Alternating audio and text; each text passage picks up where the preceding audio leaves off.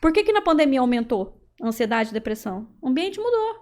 A pessoa saía de casa todo dia, não pode sair mais, ia numa Avenida Paulista vazia. Aquilo deprime a Avenida Paulista vazia, não é um sonho, deprime a gente. Você fala, meu Deus, o mundo acabou, né?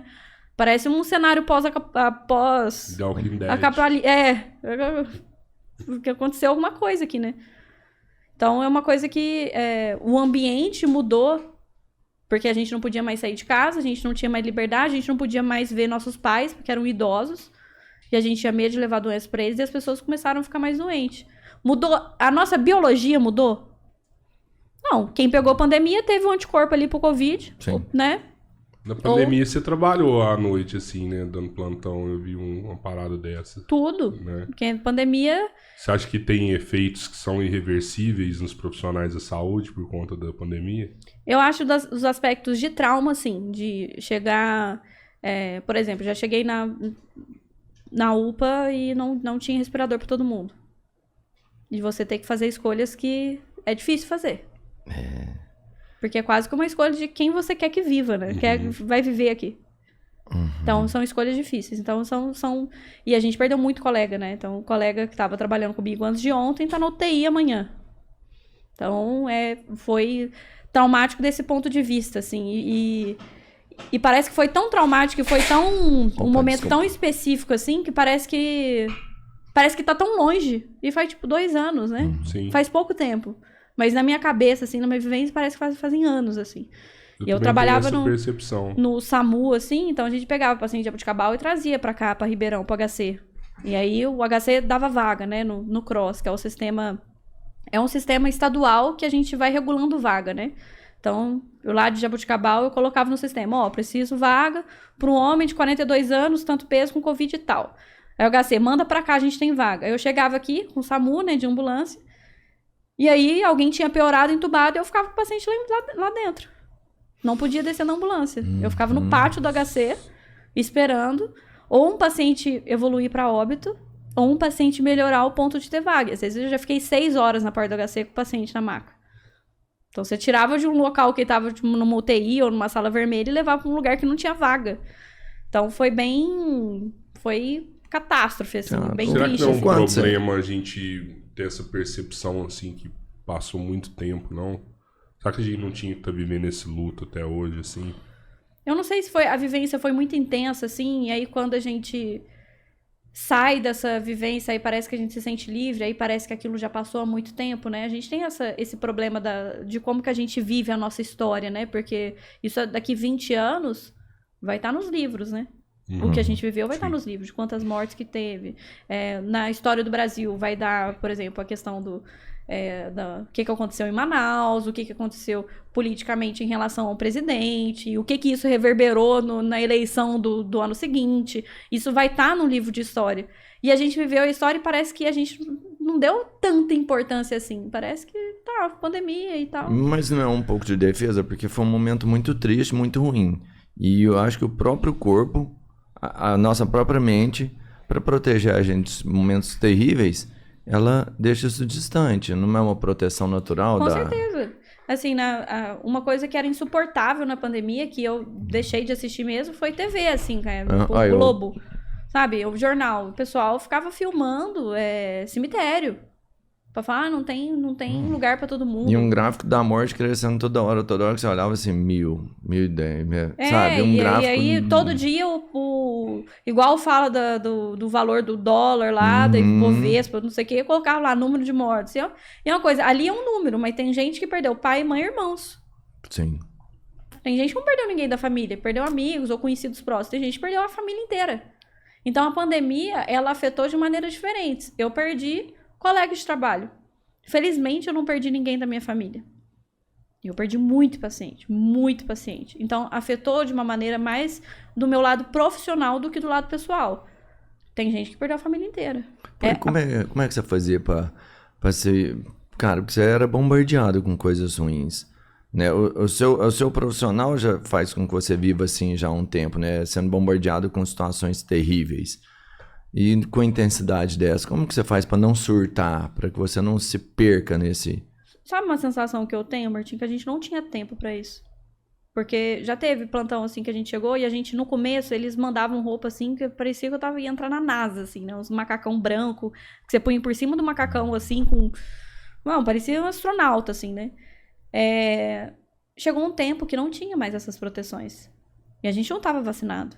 Era máscara, luva, aquele face shield lá, a gente comprava no nosso bolso lá, Mercado Livre, e a gente sabia que a gente não estava protegido o suficiente. E não tinha esse negócio, mas a gente é novo, a gente não tem comorbidade. Porque tava morrendo todo mundo. Não tinha quem tava morrendo. Lógico que tinha comorbidade, os obesos e tudo mais, mas assim, tinha moleque de 20 anos sem nada que tava morrendo também. Então, era uma coisa assim, não dava tempo pra pensar. E não dava tempo pra ter medo no sentido de, eu tô com medo, não vou fazer o plantão. Porque não tinha quem fizesse o plantão. E era uma coisa absurda, de você chegar no outro dia e falar, o colega fez o teste do suave e deu positivo, você tem que ficar mais 12. E da gente fazer plantão de 70, 96 horas, 4 dias dentro de uma base. Porque não tinha quem fizesse o plantão. Porque a gente adoecia. Eu peguei Covid várias vezes. Então, a gente ia ficando doente, ia repondo, e a gente não pegou, assim, teve colega que faleceu, eu fiquei sem olfato, audição, né, a gente teve perdas também, né, então, eu acho que a gente não surtou porque não dava tempo. Sabe quando, assim, situação de guerra mesmo? Aí você pensa assim, nossa, mas como que o cara dá conta, né? Ele vê membro saindo, assim, colega morrendo e ele vai, porque você não pode pensar. Você não pode pensar que se você olhar pra trás, Você fica. Você fica. Não dá tempo. Então, mas eu acho que a gente desvaloriza um pouco as consequências do Covid, sim. A gente desvaloriza, assim, como se fosse um tempo muito remoto. Quando você fala, assim, sobre a pandemia, você não tem uma sensação que for, tipo, há 10 anos atrás, assim, não, porque lá, quando tava na pandemia, há 2 anos atrás a gente tava em pandemia. Há 2 anos atrás é máscara pra entrar no mercado. Se você espirrava no supermercado, a velhinha ali quase que te fuzilava com o olho, não podia espirrar.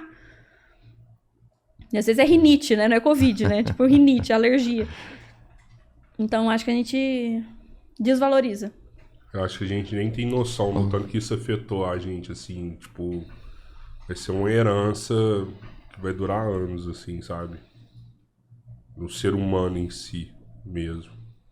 E aí quem nasceu, né, eu vejo, eu tenho uma filhadinha, a filha do meu tio que mora lá no Rio, e ela é bebê de pandemia, né, nasceu na pandemia. E aprende a usar máscara, criança aprende a usar máscara com muita facilidade, né? Demorou pra eles conseguirem tirar a máscara dela, porque ela queria sair de máscara, né? E hoje ela tem uma questão de viver, de socializar, e sabe que aquela criança que você quer ir pro lugar e quer sair, vamos passear e quer fazer amiguinho.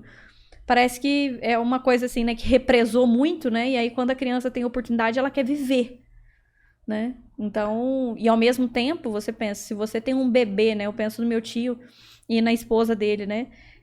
Eles tiveram filhos, a menininha na pandemia, o medo que eles não tiveram. Gente, porque estavam morrendo adulto, imagina um bebê recém-nascido, né? Ou um bebê de 1 aninho, ela tinha 1 aninho quando a pandemia começou. Dá mais medo ainda, né? De não sair na rua, os dois são médicos. Pensa, meu tio ia pro centro cirúrgico, a esposa do meu tio era laringologista, então ela via gripe, via as crianças com secreção e o medo de se levar pra casa. Então, eu acho que não é só você perder, mas o terror psicológico que a gente viveu. Né? Os meus avós são idosos, eu fiquei meses sem ir pra Minas. Porque eu tinha medo, assim, o teste não, pode ser um falso negativo. Toda vez, deu negativo, mas pode ser um falso negativo, não vou. Então... Você sabe se teve uma faixa etária que foi pior, assim, essa parte? Se foi para um jovem que estava no momento de começar a sair, se conhecer melhor e criar uma certa independência? Se foi para criança que não pôde ir para a escola e ir ali começar a alfabetizar? Se foi para um adulto que perdeu os companheiros? Você teve uma faixa etária que foi... Eu acho que cada faixa etária teve suas dificuldades, né? Porque a gente vê o idoso, ele morreu mais, né? Os idosos morreram mais. O adulto, ele passou por mais dificuldades no sentido de perda de emprego, de pensar que ele não ia conseguir prover para os filhos e de perder amigos, colegas, né? Trabalhar em casa. Trabalhar em casa, né? Você perder tudo ao mesmo tempo ali. Os adolescentes sofreram demais, porque eles perderam a parte social e o adolescente, ele é um um serzinho mais social, né? Que anda mais em tribo, intenso, né? Mais né? intenso. Tudo dele é muito. Tudo dele é muito. Então, assim, o sofrimento, o medo de morrer era maior. E aí o fato de ficar em casa, não podia sair. E perdeu completamente essa questão de se unir com as tribos e se identificar com essas tribos. E as crianças, né? Você pega a criança ali que estava com 6 anos, começo de alfabetização. Aí você pega uma casa que não tem computador. E aí ela via a aula pelo celular do pai quando o pai estava em casa.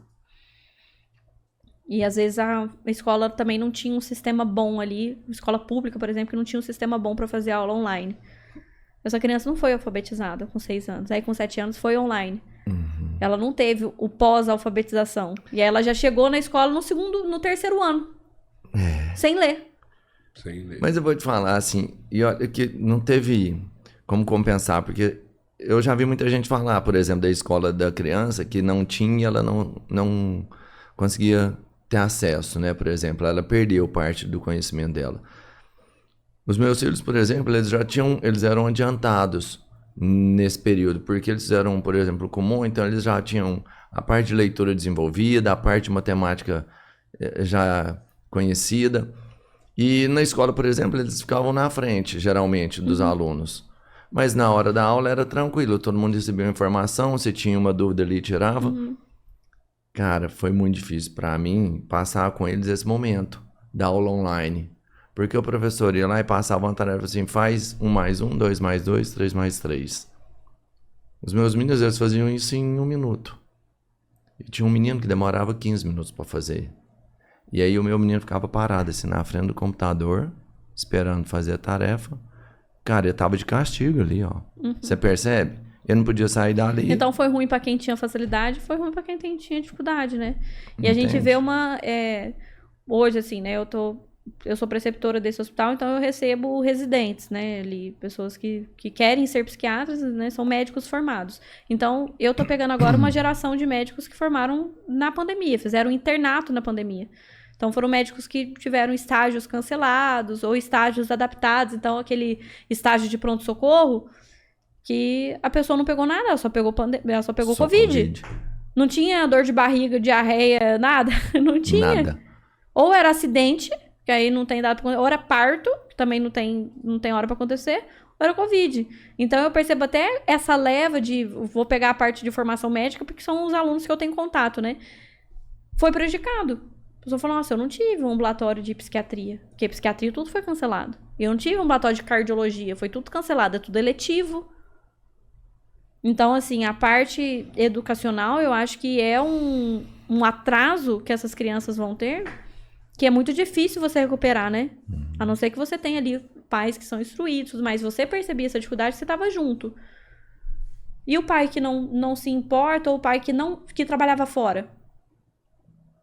Porque a minha vida não mudou nada. Sabe o que a minha vida mudou? Eu não podia mais ver minha família. Só. Eu ia nos mesmos lugares que eu ia, porque era no hospital. Trabalho, casa. Mesma coisa. Aí eu não ia mais para restaurantes, né? Os restaurantes vinham até a nossa casa. E os meus amigos todos do hospital, todos médicos, então a gente continuava se reunindo. Então tinha os encontros ali para comer junto, para beber junto, para ficar junto. Porque não tinha o medo de pegar doença, porque tava todo mundo ali no meio do hospital. Era a mesma coisa. Então, era uma assim, família só, né? Exato. Então, a minha vida não mudou muito nesse sentido. Por isso que eu sempre pergunto, o que a pandemia mudou pra vocês? Eu falo, não, a mesma coisa que pra você. Eu falo, não foi. Eu saía de casa todos os dias. Todos os dias. Não teve um dia que eu fiquei dentro de casa, nossa, não posso sair. Todos os dias eu saía. Então, a minha vida foi muito menos alterada nesse sentido do que a sua, por exemplo. Certeza. Né?